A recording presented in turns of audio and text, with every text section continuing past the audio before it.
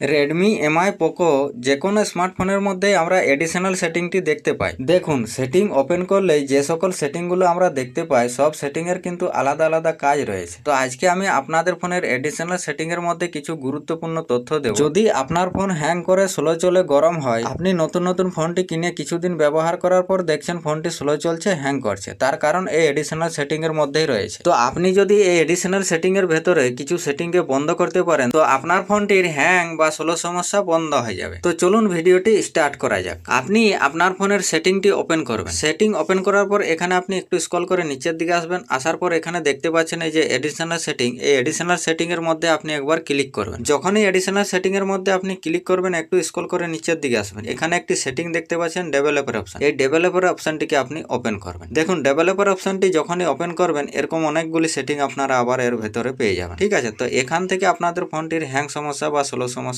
শুরু হয়। আমি দেখিয়ে দিচ্ছি মূল সেটিং। তো এখানে আপনি একটু স্ক্রল করে নিচের দিকে চলে আসবেন। নিচের দিকে আসার পর এখানে যে তিনটি সেটিং আপনারা দেখতে পাচ্ছেন, এই যে window animation scale, transition animation scale আর অ্যানিমেটর ডুইডো স্কেল, এর মধ্যে আপনাদের কিছু জিনিসকে চেঞ্জ করতে হবে। তো সেই জিনিসগুলো চেঞ্জ করার জন্য আপনারা এই যে উইন্ডো অ্যানিমেশন স্কেলের মধ্যে একবার ক্লিক করবেন। এখানে দেখতে পাচ্ছেন এই যে উইন্ডো অ্যানিমেশন স্কেলটি আপনাদের এখানে 1x সেট আছে। তার কারণ যখনই 1x সেট থাকবে কোনো অ্যাপ্লিকেশন ওপেন করবেন স্লো ওপেন হতে থাকবে। তো আপনি কি করবেন, এখানে 0.5x এর মধ্যে এনে সেট করে দেবেন। তারপরে ট্রানজিশন অ্যানিমেশন স্কেলের মধ্যে আপনারা ক্লিক করুন। এখানেও দেখুন 1x এর সেট আছে। তো আপনারা এটিকেও 0.5x এর মধ্যে সেট করে দিন। তারপরে এই যে অ্যানিমেটেড ডুইডো স্কেল, এর মধ্যে ক্লিক করুন। এখানেও দেখুন 1x এর সেট আছে। এটিকেও আপনারা কি করবেন, 0.5x এর মধ্যে এনে সেট করে দেবেন। দেওয়ার পর আপনারা এখান থেকে একটু স্ক্রল করে নিচের দিকে চলে আসবেন। তো এখানে এই তিনটি সেটিং বন্ধ করার পর আপনারা স্ক্রল করে নিচের দিকে চলে আসুন। নিচের দিকে আসার পর এখানে দেখতে পাচ্ছেন এই যে ব্যাকগ্রাউন্ড প্রসেস লিমিট, এই ব্যাকগ্রাউন্ড প্রসেস লিমিটের মধ্যে আপনারা একবার ক্লিক করবেন। এখানে যখনই ক্লিক করবেন এখানে দেখুন স্ট্যান্ডার্ড লিমিটে টিক রয়েছে। তো আপনারা এটিকে কখনোই রাখবেন না। আপনারা কি করবেন, এখানে নো ব্যাকগ্রাউন্ড প্রসেস লিমিট করতে পারেন বা অ্যাট মোস্ট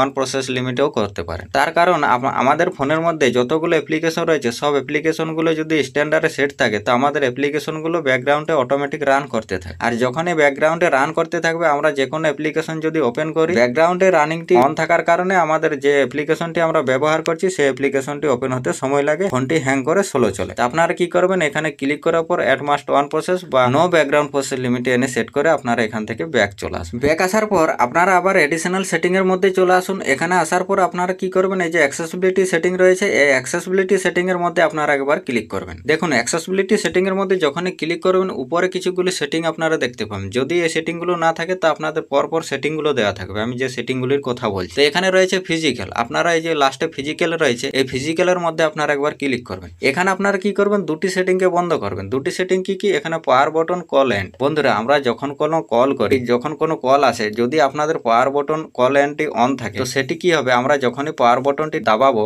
আমাদের কলটি কাট হবে কিন্তু আমাদের ফোনটি হ্যাং করবে, স্লো চলবে। এটি কখনোই টিক করে রাখবেন। কারণ হচ্ছে আমাদের ফোনটি, আমাদের ফোনের যে ডিসপ্লেটি রয়েছে সেই ডিসপ্লের মধ্যে আমরা কলটি কাটিং করতে পারবো। এখানে পাওয়ার বটনের কোনো প্রয়োজন নেই। যখনই আমরা পাওয়ার বটন দাবাবো পাওয়ার বটনটি নষ্ট হতে পারে আমাদের ফোনটি তার কারণে স্লো চলতে থাকে। আপনারা কখনোই এটিকে অন করে রাখবেন না। আপনারা কি করবেন, এটিকে বন্ধ করে দেবেন। বন্ধ করে দেওয়ার পরে যে অটো রোটেট স্ক্রিন, দেখুন এটিও অন আছে। আমরা যখন কোনো ভিডিও দেখবো বা ফেসবুকিং করবো, আমরা যদি ফোনটিকে একটু সাইড করে একটু হেলিয়ে রাখলে দেখবেন যে আপনাদের ফোনটি অটো রোটেট স্ক্রিন হয়ে যাবে, মানে ফোনটি রুটেড হয়ে যাবে। তো তখনই দেখবেন যে আপনাদের ফোনটি স্লো চলতে থাকবে, অটোমেটিক আপনাদের ফোনটি রুটেড হতে থাকবে। তো আপনাদের ফোনটি অটোমেটিক হ্যাং করতে থাকবে, স্লো চলতে থাকবে। তো আপনি এটিকেও বন্ধ করে দেবেন। বন্ধ করে দেওয়ার পর এখানে দেখুন ভাইব্রেট এন্ড হেপাটাইজ, এর মধ্যে আপনারা ক্লিক করবেন। এখানে যখনই ক্লিক করবেন এখানে দেখুন ইউজ ভাইব্রেট এন্ড হেপাটাইজ, এটিকে আপনারা বন্ধ করে দেবেন। তার কারণ আমাদের ফোনের মধ্যে মেসেজ আসে, কল আসে, তখন দেখবেন যে আপনাদের ফোনটি হ্যাং করবে। কারণ হচ্ছে ভাইব্রেট, যদি আপনাদের ফোনের মধ্যে ভাইব্রেটের যে মোটরটি রয়েছে সেটি যদি আপনাদের অন থাকে